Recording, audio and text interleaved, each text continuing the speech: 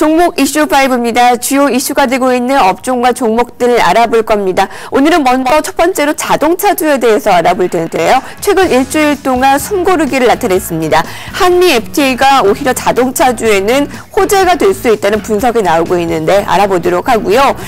어제 깜짝 실적을 발표했습니다. KT 의미 있는 실적을 나타냈는데 통신주에 대한 반등 알아보겠습니다. 출시 연기가 됐습니다. 아이패드 갤럭시 탭 출시 연기에 따른 관련주의 움직임을 점검해 보고요. 한편 오늘 기업형 슈퍼 규제 개정안이 처리될 예정입니다. 대형 유통주에 대해서 알아보고 G20 회담을 하루 앞두고 기대가 고조되고 있는 원자력 관련주에 대해서 알아보겠습니다. 지난 한 주 동안의 자동차주가 숨고르기를 나타냈는데 앞서서 김동희 전문가께서는 이제 상향 러시가 된 종목은 단기적으로는 조심해야 되는 것이 맞았다라고 의견을 냈습니다. 그렇다면 자동차주 앞으로 어떻게 봐야 됩니까? 자동차 이슈는 지금 FTA에 사실상 타결됐다는 얘기가 보도가 되고 있고요. 아직 외교부에서는 공식적으로는 아니다라고 얘기를 하고 있는데요. 일단 보도가 사실이라면 어찌되었건 간에 사실상 타결 소식이 공명한 것 같은데요. 결국 이 부분은 딱 이렇게 이해하시면 좋습니다. 어찌되었건 간에 수입시장이 확대되는 것인데요.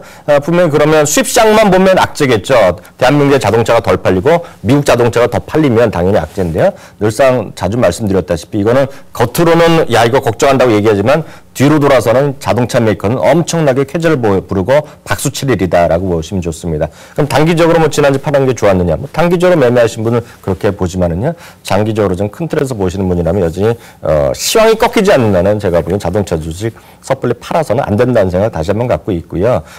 그 시기의 차이일 겁니다. 아까 김동희 전문가께서도 장기적으로 좋다고 말씀드렸기 때문에 저랑 같은 시각, 100% 같은 얘기라고 보시면 좋습니다. 어떤 주식이든 간에 30% 정도까지는 한 종목 선택해서 갖고 하시는데 전혀 무리 없는 시장이다. 다시 한번 확인드립니다. 시기의 차이가 날 수 있는 거겠네요. 네. 통신주 알아볼 텐데요. 어제 KT가 실적 발표를 했습니다. 저희가 담당 애널리스트의 의견을 들어볼 텐데요. 대신증권의 김희재 연구원입니다. 안녕하세요. 네, 안녕하십니까. 네, 어제 KT가 의미 있는 실적을 발표했다라고 하죠? 네, 그렇습니다. 저는 KT가 좋은 실적을 발표했습니다. 2010년 3분기 매출액 및 영업이익은 각각 5조 2,334억 원, 그리고 5,944억 원을 달성해서 당사 추정치와 시장 컨센서스를 모두 뛰어넘는 좋은 실적입니다.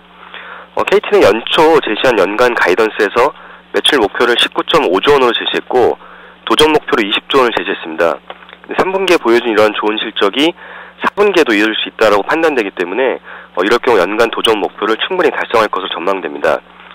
KT에 대한 투자 포인트를 말씀드리면 첫 번째로는 어제 발표한 3분기 양호한 실적에 따른 연간 도전 목표의 달성 가능성, 두 번째로는 아이패드 출시, 세 번째로는 5.4%로 예상되는 배당 수익률, 그리고 네 번째로는 외국인 투자자의 높은 관심도 등입니다.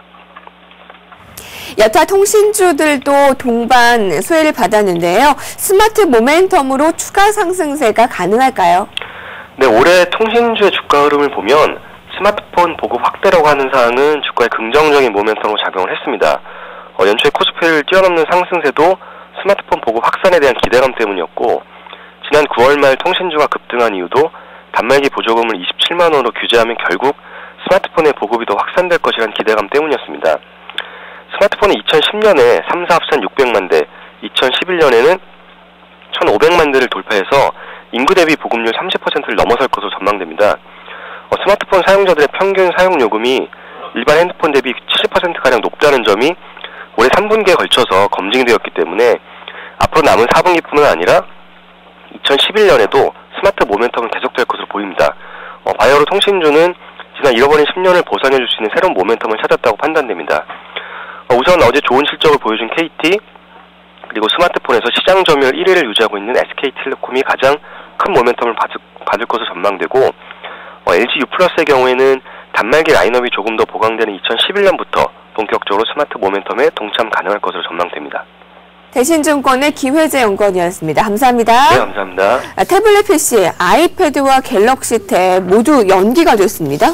이렇게 보셔야 되겠죠. 오히려 관련주를 갖고 있어 매매를 하신 테마를 보시는 분들은 이건 호재라고 보셔야 되겠죠. 그만큼 테마의 생명력이 연장된다라고 좀 역설적으로 말씀드리고 있는데요.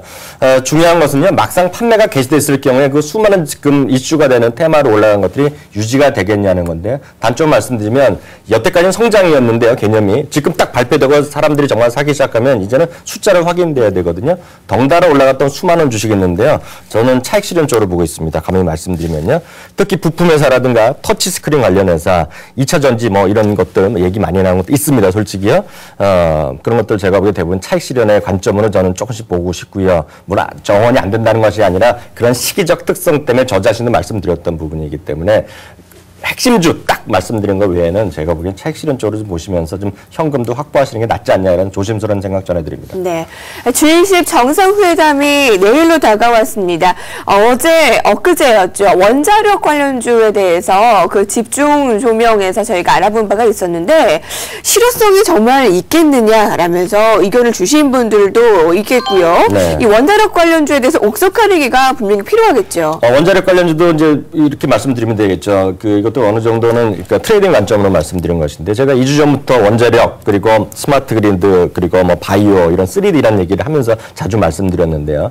딱 이거죠. 제가 2주 전에 사실상 그 머니위크의 지에 그 원자력 관련 거 썼는데요. 딱 이것만 이해하시면 됩니다. 제가 글을 2달 전에 써놨거든요. 근데 시기에 맞춰서 제가 그 발표를 했습니다. 그것은 시기가 상당히 중요하다는 것인데요. 다시 말씀드리지만 장기적으로 분명히 좋고요. 원자력 정말 대형 테마인 거 맞는데요. 정말 숫자로 확인되는 기업들 가지고는 상당히 먼 얘기일 수 있다는 거죠. 그렇기 때문에 이것도 미리 저 방송 보고 미리 사신 분이라면 오늘 내일 오히려 좀 올라간다 그러면 이걸 좀 실현해 나가는 과정이 필요하지 않겠느냐라고 일단 조심스럽게 말씀드리고 싶고요. 역시 장기적으로 하나를 딱 찍는다면 여전히 두산중공업이란 것만은 다시 한번 제가 확인드릴 수 있습니다. 네, 알겠습니다. 마지막으로 통신주 알아볼 텐데 유통주 네, 알아볼 텐데요. 네. 마지막으로 유통 살펴봐야 되겠죠. 앞서도 말씀드렸다시피 SSM이죠. 그 기업용 슈퍼 그 규제 법안의 개정안이 통과될 거기 때문에 단기적으로 악재를 보이는데요. 다시 말씀드리면 롯데쇼핑도 마찬가지, 신세계도 마찬가지. 결국은 중국 유통이거든요. 지금 포인트는요. 그렇기 때문에 단기적으로 흐름이 약간 안 좋은 혹시라도 있더라도 장기적으로 보신 분이라면 여전히 매수 및 홀딩 여전히 그런 갖고 계신 분의 입장에서는 유지하셔도 무난해 보입니다. 네, MTN의 이한경 전문위원이었습니다. 감사합니다.